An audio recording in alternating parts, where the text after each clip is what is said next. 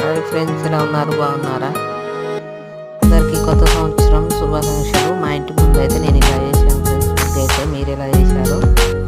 Comment బాక్స్లో comment పెట్టండి, subscribe చేయండి, ఒక లైక్ కొట్టండి. చాలా టైం పట్టింది ఫ్రెండ్స్ ఈ ముగ్గు అయితే. ఎలా ఉందో కామెంట్ బాక్స్లో కామెంట్ పెట్టండి ఫ్రెండ్స్.